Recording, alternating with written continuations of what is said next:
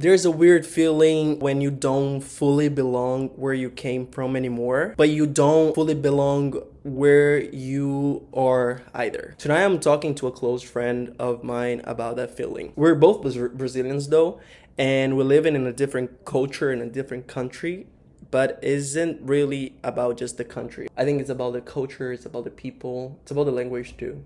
Right? Agreed. Actually, the first thing that I would like to talk to, it's about when was the first time that you came here that you felt belonging? Coming here for the first time, just moving away from Brazil, it was a weird experience, right? At the beginning for me, specifically, because at the beginning for me, I knew I could speak English, but I never fully spoke English like 24/7 with anybody else in my life.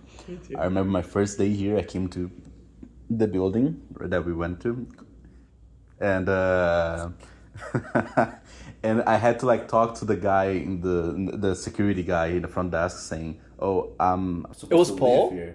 No, at the time? It was a summer guy. I hated his guts so much. Okay. It was not Paul. It was not Paul. That was not Paul. I was there like at 2 p.m. No, at 4 p.m. I think I was there. And There's no problem. it closes at 4 p.m. Yeah. Technically, right? For like hotel and stuff. Yes. And so the guy was like, "Oh, sorry, we're closed." I'm like, "Oh no, I'm moving in." He's like, "No, we're closed." I'm like, okay. What? I didn't want to continue talking to him because I was like, this is my first time talking in English with an English guy. I cannot like explain to him in Portuguese. So I had to like I went out and I was like, what do I do? I like sleep in the street. Yeah, that's so And then I went back and said like, I want to talk awful. to Jennifer. And then I got She was there? She was there, yeah. She was already the top boss. Yeah. And then I went in and then You know who welcomed me? How welcomed me? welcomed me. Yeah. Denise. Denise? Oh my god, it was awesome. wow. I felt since like day one. First of all, Ben, it was the person that picked me up in the airport. Right, yeah. Ben was my roommate when I came here, and he went there to pick me up, even though he was sick, and it's really awesome. He was busy for something in school. And he left me there with Denise in the reception, and she just guided me through everything. Like, oh, show me this, show me that, and I'll give you your keys. And She gave you like a tour of the building? not a tour, but she like, oh, you live here, you need to go there, and the cafeteria is right there. Like from the reception, she pointed out stuff, right? So, like since the first day, I was very happy with everything that happened. You know, like nothing went wrong. Except from the part that I came on the last day of my university. The university, you should present yourself, you should present my documents, per se, in person until the 12th of September. I came, there's so many things that happened with my flights. I missed 3 flights. Yeah, and then when I came here, the office of the university would close at 4. I get there at 3:45 of the 12th of September. So the last like missing 15 minutes, I was able to present my documents and I could like get my inscription in the university. So it's like everything last minute, but everything went super well. And I think that was the first time there was like, okay, I see myself here. Something that I didn't see in Brazil. One of the first things that I got discomfort about it to kind of like start my process to come here, to move abroad, I think it was the unsatisfaction with my career. I always see everybody talking about how engineers in Brazil, it's very saturated, the market, you know, and you need to work harder and harder. And I said to myself, I really don't like this idea. I don't want to be working like this. So I want to go to the economy that I can actually build a business, or I can work less and still get a lifestyle that I want. What was for you like your first discomfort? Do you think that was? Since I was still in high school, I knew that I wanted to leave Brazil to go to Canada, specifically. I've always had this thing for Canada. I always had this love for Canada. Yeah. Mostly the Anglophone part, but you know, life changes. And since high school, I was like, I want to go to Canada because my career path is cinema. Yeah. And especially at the time that I was back in Brazil, cinema in Brazil was not evolving in any way, shape, or form. It was like stuck, and I was like, I don't want to stay here and like do advertisement only. This is not what I want to do with my life. I want to do like movies and stuff. Like I'm gonna go to Canada. There's a lot of opportunities in Toronto area and everything, like Ontario itself, or Vancouver or whatever. And then that's when I wanted to come. And I think with me, what happened was just a very, depending on how you see it, fortunate happenings in my life. Okay. Where I lost a bunch of friendships. I lost a lot of stuff there. The pandemic happened. Yeah. And just a lot of stuff. But that stuff also helped me to not tie myself back to Brazil. I would say that currently I have no ties to Brazil other than my immediate family, my father and my mother. Okay. Those are like my only ties to Brazil at the moment. If they eventually leave Brazil, I won't have no ties to Brazil whatsoever other than my culture and my language that I love and everything like that. But yeah. Okay, got it. Wait, let me check really quick the camera. Everything's fine. Does it stop filming after? No, hell no. But I want that's since you got your foot here, that's one question that I want to ask you today. What about your movie?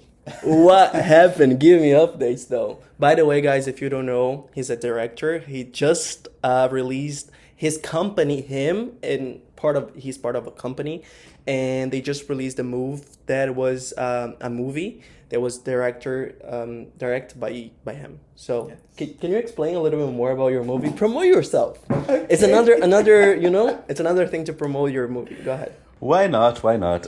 Yes. So I am part of a production company called Wisteria Productions, like the tree, Wisteria tree. It is Wisteria MSC Productions, the name of the company.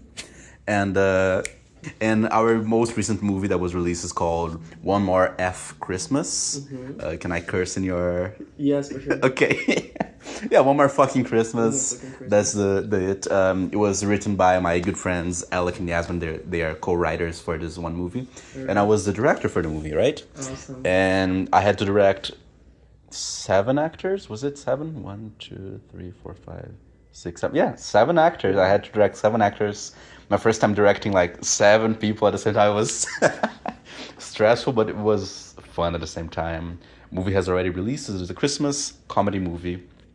And yeah. And what we should expect for next movies? Is there something coming out, or are you guys working on something? We are definitely working on something. We have a script for a horror movie next time. We're gonna have a horror movie. We're already in the pre-production phase for it. So finding actors, finalizing script, doing anyways, everything that we have ready. And yeah, this is gonna be very fun. I don't want to say much, not to spoil it, but yeah. Such a dad director's thing. Anyway, let's go back to the belonging idea. Right. That was really great, though. I actually love to hear that. You said that the only titles that you had in Brazil was your... It's not titles, ties? Ties, my ties. My ties, yeah. I don't speak English.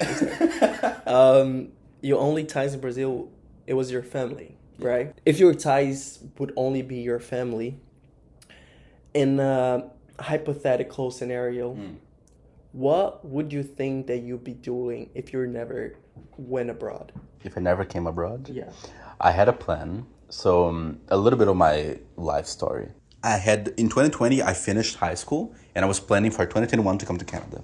That was like my plan. And then we were waiting, and I realized that neither me or my family were putting all of what we were supposed to put into trying to like get all the documentation, get all the money, everything like that to go to Canada. Yeah. So I decided by myself, okay, I'm gonna start plan B because I don't want. Wait, so the idea was for you and your family to come? No, because they helped me to come, right, with like documentation and financial. So the main idea was just you. Just me. Always just me. Me and them, I say like we weren't putting as much effort into it that we should have as we were doing. Because so many little things happened after that day. Like I moved to São Paulo and I wasn't in Mogi das Cruzes anymore. And then at São Paulo, I met with a movie director. She's amazing. We did a project together that actually happened. It actually happened, yeah. Oh, okay. We did a documentary together that was gonna go to HBO Max. Oh yeah, that's true. You told me Right. about that. What happened to that? I don't know. I think the project got shelved. But thinking like, because if I did go to Curitiba, I would have had no contacts whatsoever with anybody in this industry. I would have probably done another like graphic design course or anything like around the area that I like to do with like designing and stuff. I would be very sad. I know I wouldn't be feel as like good as I'm feeling right now. Yeah. Wow. Thank God that the plan A actually happened. Yes, pandemic helped a little bit actually. So. But I think on my side, I never had plan B. People that knows, like my family, my friends in Brazil, I've been talking about specifically Canada. Did you ever think about other countries? Very loosely, like UK, London as well, but like there's like plan F, there's like I don't really want to go there. Only if there's opportunity, very easy to go. And Not that I hate London, I still want to go one day, but like to live there, I was like, Before I came here, I got an opportunity to not an opportunity. First, I got the idea to also go to London because there was they opened what is it called? It's a scholarship for young adults for engineering classes, something like this. Very specific to my case. Okay. And I was talking to my family, like, I want to go. I had 21 at the time. Yeah, I was 21 years old. And I spoke to my family and they were like, no, you're not. Second time, it was a job. It was not an offer. I'm going to say an invitation. okay. My boss knew someone from South Africa. Okay. South Africa. And it never happened.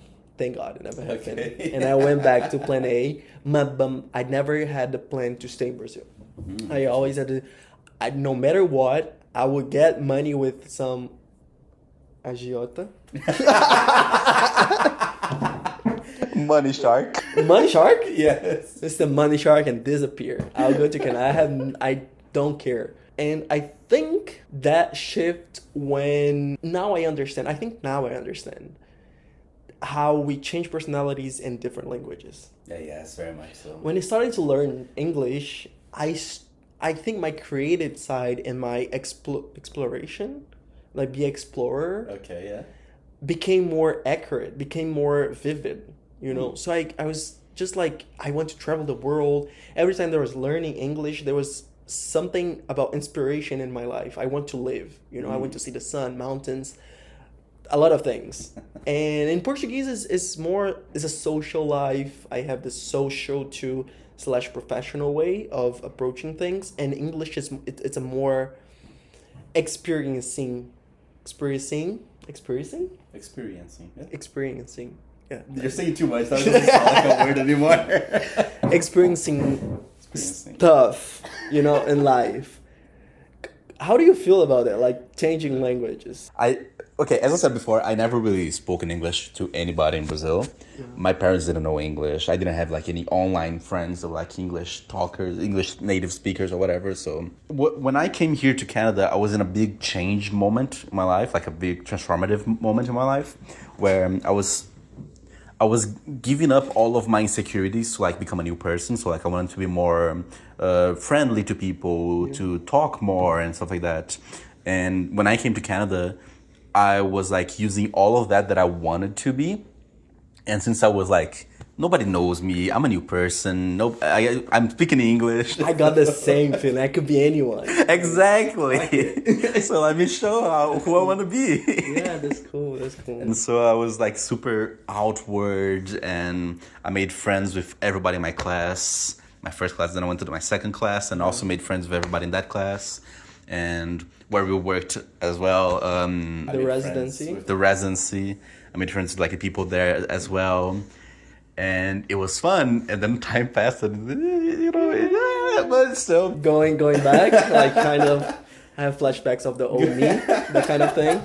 Basically. Okay. I don't know. I cannot tell when it happened, but I just remember that at the very beginning, I was like, I'm a new person. I'm going to take I think because a lot of sad stuff also happened between that, and I was like, that also brought me down, and then I just like, whatever, no, I'm gonna stop that. Okay, got it. So you became yourself. You shaped yourself to be this person. Do you like it? I love it. Okay, that's great. That's great to hear. Currently, I am also in the transformative age of my life where I want to do a lot of stuff as well to be the person who I want to be. I remember when I came here in the plane. I took a direct flight. It's 9 hours, right? I had a lot of time and I couldn't sleep. It's 9 hours. For me, it was 14. 14. Did you had a layoff? No, I had no, straight off from São Paulo Guarulhos to Montreal Trudeau. São Paulo Guarulhos, Montreal Trudeau. 9 hours. 9 hours. Am I crazy? Was I crazy? One of us is wrong. Wait, no. 14 hours? Yes. That is too much, brother. It is 14 hours. No, it's not. That is basically Japan. I don't know. That's definitely not Japan. No, I don't think it's... Wait. You're searching it up. Because I read the entire flight. I remember I downloaded so many documentaries, like 3-hour-long documentaries about like 9/11 and everything like that. And I watched all of them, and I still had time like 2 hours left to like do nothing. 10 hours and 20 minutes. I don't know, man. I don't know what happened then. Maybe my flight was faster. There was turbulence in my flight. Maybe I don't know. Yeah, it's lowered a few hours the travel. But I remember that in the trip when I was in the plane, I read the book, not entirely, but I read the first 5 chapters of How to Make Friends and Influence People. Okay, I know the book. Yeah. And also the Bible too. But after the 5 chapters, I was a completely new person. Really? It's like, I'm going to do that. I don't care. And I did. And I think I was very social in Brazil. And I came here, I think I became more social. Wow. It was not about the English for me, but like, what a coincidence about everything. We're in the same place at the same time. You know, you came from, I don't know, you came from Portugal, you came from Greece, you came from Lebanon, and now we're here. Like, tell me your story. I was very interesting on everybody. My life story. I came from a small city in Brazil. It's called Bacabal. Has 100,000 people, habitants.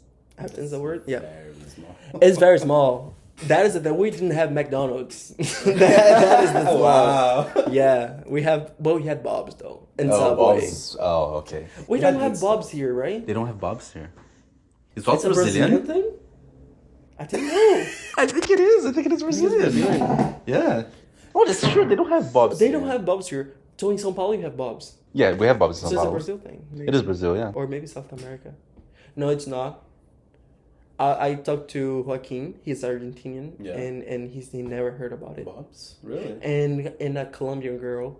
Also, I talked about it, but they don't have it. So maybe it is Brazilian. Maybe it's Brazilian. I never thought of that.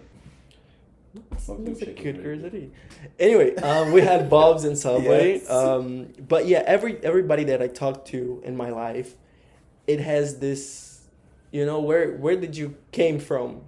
I live like right here, you know, like where did you do for fun? Oh, I go right there where everybody goes. Right. So all we had the same experiences in the same little town. Mm-hmm. And when I got that residency, I was like, how's your name, where you came from?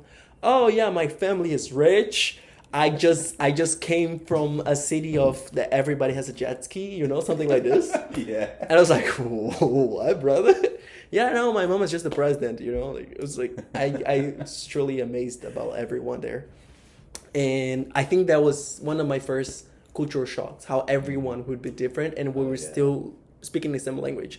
Speaking of language, we also have French. Yes. We live in Montreal. Yes. That's another thing that Do you feel, we spoke about how our personality changes in different languages. Do you feel now in French that you're learning? Okay, I'm only level A2 of French. Okay. Débutant.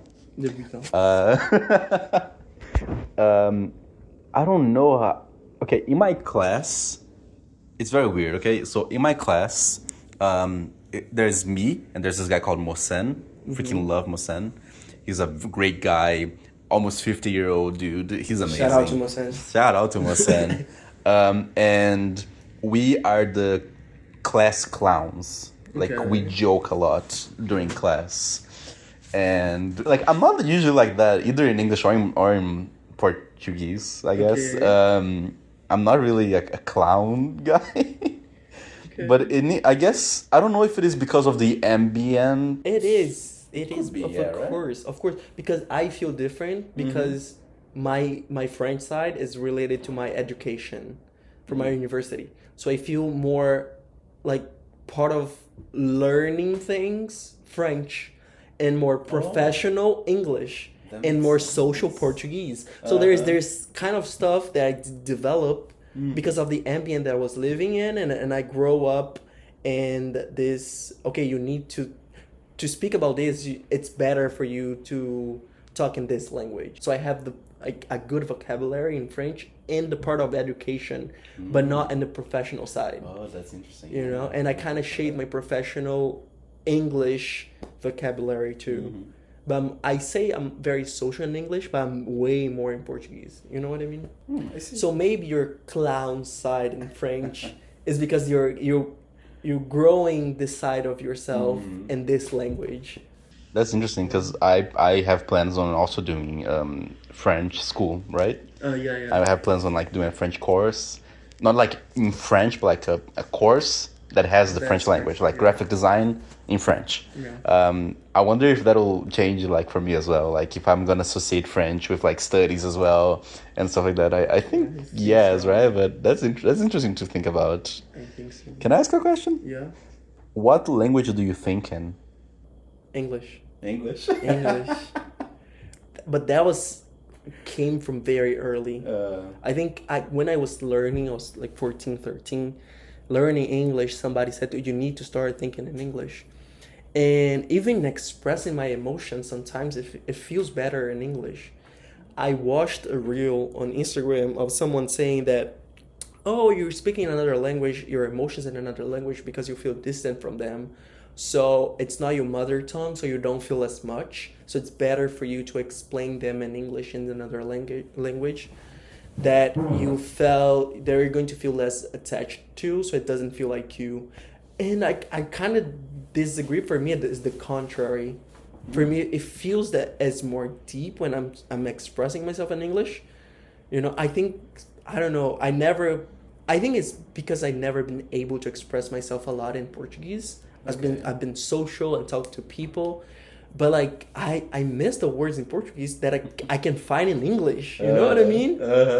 Like I feel anxious about things, but when I say estou ansioso, it's not the same thing. You know, it feels different. I feel more in English, so I don't know where this came from. Maybe I developed this ambient of mine when I was learning English with my emotions. So wait, the question was not about emotions though. It was about what? Just what language do you think in? How am I thinking? Yes. Yes. Do you think in Portuguese or English, French? It's a mix most of the time. It's a mix? I'd say depends on where I am. If I am by myself, I think in English. Okay. If I'm with like my parents or you or like in Brazilian friends, Yeah. I think in Portuguese. And in class, I think mostly in Portuguese don't actually. I don't think. Brain off. In my French classes, I think mostly in Portuguese because I think it's easier to translate from Portuguese to French instead of anything like that. But I don't think French yet. I think it's too early for me to start thinking in French. Okay. When I think in French, sometimes I think first in English to translate to French. Really? I don't even go to Portuguese anymore. Wow. I think it's so embedded in my life, with my work, my university, everything. If it's not with you or my family, I don't speak in Portuguese with anyone else. So there's weeks that I don't even speak in Portuguese. I remember the first 3 months getting headaches about understanding the English, the consummations. Like, please stop! Don't come talk to me. You know, It was very hard. For you, it was the same, no? It was, yeah. But you were also an English teacher in Brazil. I was an English But even though it was hard for you. It was hard because in Brazil, like even if you're talking in English with like your students, Yeah. you can still like go to safe mode, which is like Portuguese, if in case you want to like explain something, that's right? true. Here, there's no safe mode; it's just English. Like, no, you know, like the You have to gesture. exactly. Bad. I remember my first full conversation here was when I went to buy oh my god, I forgot the name in English now. What is it? Travesseiro. Pillow. Pillow, thank you. A pillow. I went to buy a pillow and like a duvet for my bed for the first time, and it was like IKEA?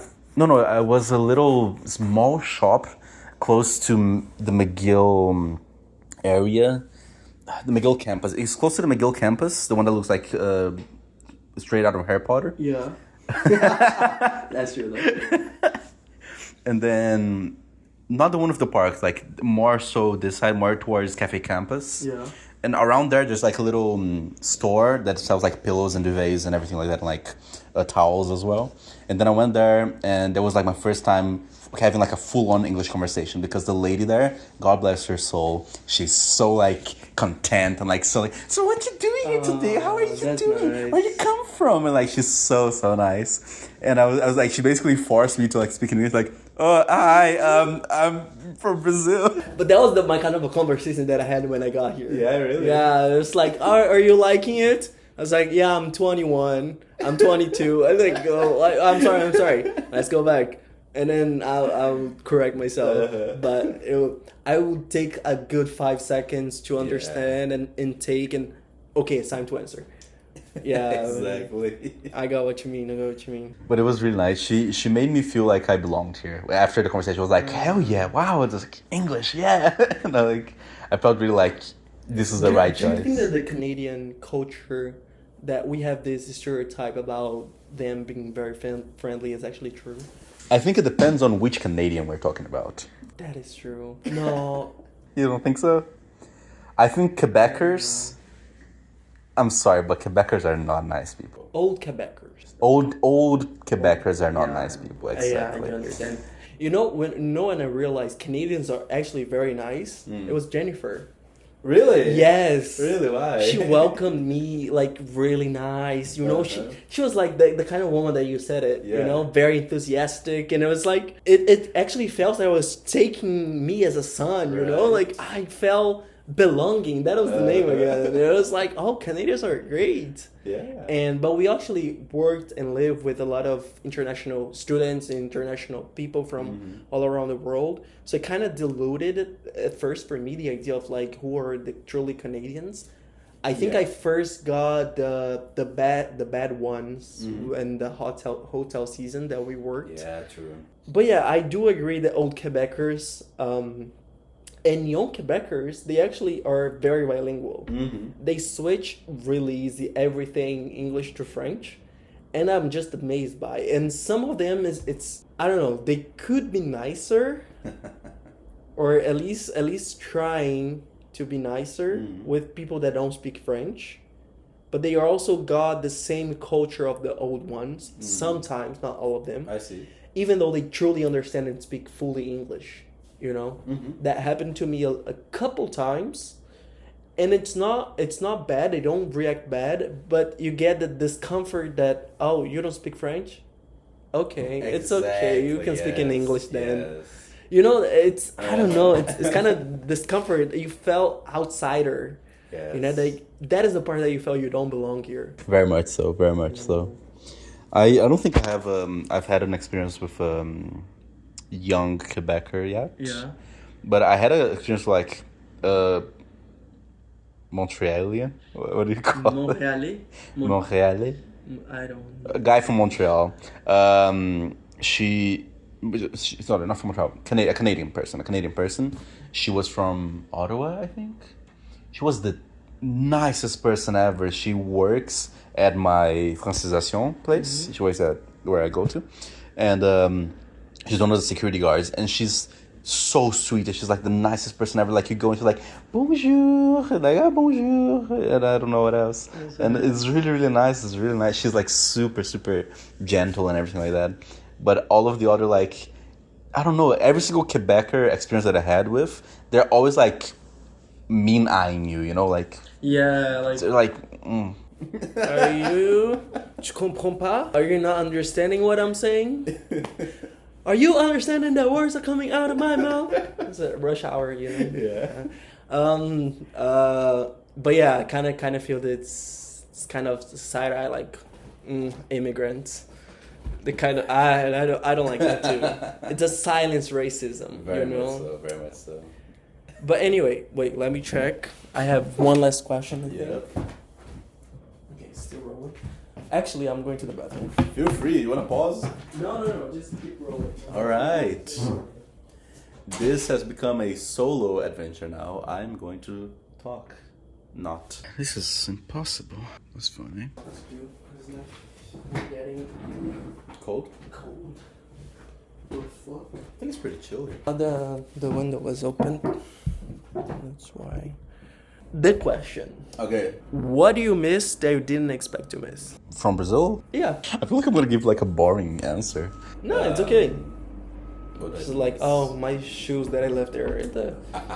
It's just, you know, you just realize they're a consummate capitalist person that don't care Because about, yeah. for me, as I said before, I basically a lot of things happened that made me not care much about Brazil anymore. I lost friendships. I had nothing tying down other than my parents, and I can't even say that I miss my parents. Yeah. I love them so much, but I can't say like miss living with them. Like the lifestyle that I had back in Brazil when I was still in my parents' house, I don't want that anymore. You know, I'm an adult now. I can live by myself. It's okay. I can't, with full confidence, I cannot say that I miss anything in Brazil. Even the daily life. Yeah. Like, I like my new daily life. Okay. Not now, but you know, I'm homeless. I know, I understand the situation. For me, I believe I realized after, I think in the winter part, I think it was the human warmth. How would I say that? I see what you mean. They don't have this type of phrase in English. They don't? They don't. How do you say it though? It's like the gentle nature, the... Gentle. No, it's not gentle. I think it's the warmth that Brazilians do. You know, the welcoming, being very friendly and that kind of stuff. I didn't miss. I thought I would not miss it because in Brazil I was very social and I have my life together, but I was very good at put limitations. It's like, I'm going to hang out with you from this time to this time, because after I'll go to study or I'll go do something else, you know. And when I came here, summer is a little bit different. Everybody's outgoing, needs to do stuff, needs to experience the summer and everything. And in the winter, you kind of like, guys, let's do something, you know. And everybody, oh, but I got finals, oh, but I got to study and that. And it was like, but it has been a month that we didn't see each other. Let's do something. Yeah. And in Brazil, for me, I had so many people in my life that I kind of feel pressured to be social sometimes, you know. So I need to do that Monday, I need to do that Tuesday, I need to go out with someone Thursday. And here goes the entire week, and it's like, there's nothing happening. So I kind of miss the welcoming and then let's do something about the Brazilians. You know, let's live life about us Brazilians. That I miss because I was not realizing that was in my life. After I came here and that disappears, like, oh, that was actually very great, and I miss. For you that maybe you don't know, I live in this apartment is mine. I live in this apartment. Wow. I live here for 4 months now. September, October, November. Yeah, 4 months now, and it's ups and downs. But it's at the end of the night when I put my head on the pillow. It's just like, damn, I'm fucking alone. You know, it feels very alone. Right. I don't know. I've not like an experience. My whole life has been living with someone, you know. Since even when I got here, I got my roommate Ben, and then we moved out together. Even when it's just me and him living together, it kind of felt like, oh, at the other side of the wall there is someone that cares for me sometimes.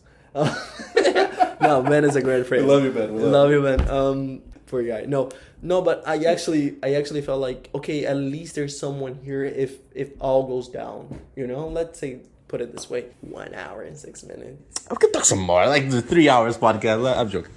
Damn. But do you have any questions though? Do I have any questions? All right. From the... Oh, my battery is dying. Okay, it's chill. I'm still recording. From the moment you are here right now, okay, from this point forwards in your life, where do you want to be in the next 1 year? Okay, like today. Today is the 23rd of December. 2025. On the 23rd December 2026 is very close. Yeah. What do you wish to be different in your life? Or what do you wish to be the same in your life? That's a good question. I think I'm kind of realize that it's a very hard truth that I don't want to swallow, but I think I have to, is that maybe engineering is not for me. Really? Yes. For those who don't know, I have a bachelor's degree in civil engineering. I'm finishing my master's in industrial engineering. And I always felt like it was easy for me, you know. Mm-hmm. I liked it and I wanted a diploma. I want to grow in the career.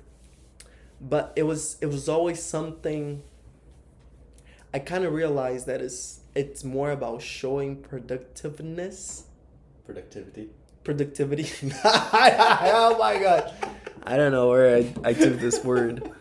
I show productivity to my family and friends, and I think I tried to overcompensate since the beginning. That's what concerns me, that I've been putting so much effort and time in my life. Now I have a degree that I don't want to work on it. It's not that I want to, or I didn't find myself in it. And that's why I keep trying with YouTube and with editing, with graphic design, because that is the thing that I lose my sleep with. Tonight, I went to sleep at 2 a.m. thinking about this video, thinking about how I would do it, the questions that I would put it. Yeah. And I was also editing. So it's the kind of thing that I completely forget to eat. I'll eat later because I'm so deep into. And I'm kind of realized since I'm older and I was like, brother, wake up. That is the thing that you want to do. That is the thing, you know, that maybe even if you don't get money from it, it makes you happy. So that is the hard pillow to swallow that I want to change for my next year. That's... Wow. Sorry, family. That's heavy. Okay, interesting. How about you? Wow. Okay. So I'm in a very terrible documentation-wise situation right now. My documentations are not very well, right? So I gotta worry about that. I gotta worry about I gotta leave the country. When can I come back to the country and everything like that. I don't want to be gone forever. Okay, let's not think about that. But basically, for my 2026, I haven't really planned out my life as much because I'm just thinking of all the bad things that could happen. Yeah. Like, oh, I gotta leave, and then what if I don't come back? And then, oh, but I have this, but the timelines don't go together, and I don't know what happens, and everything like that, right? So that's mostly what I'm thinking about right now. But I also have like passion projects that I would like to do. I love board games. I have so many ideas that I would genuinely love to eventually come out into real life. I haven't really been putting too much thought into it, especially now, but I'm thinking like maybe next year, 2026, I'm going to start like focusing more, see actually how can I do this and search more stuff. Even for movies, I am not going to lie, I'm not really satisfied with how the movies are looking right now. Because I was watching other short movies, way bigger crew, with a budget. We have zero budget for our movies, but still just, I see like the life in that. And on my projects, I don't see that much life that I see in everything else that I see online, right? So I want to be like, I want to put, especially because the movies that I worked on, I didn't really have any input myself. I was the director in this one. I mean, it is the idea, the mind of the director, but I didn't do the script, right? So like I can influence the way that they act, the way the story goes, but I can't influence how the script goes. And currently with my production crew, I feel like I'm underused or undervalued. So maybe next year I can try to stop being so passive and being more, I want stuff to do, give me more stuff to do.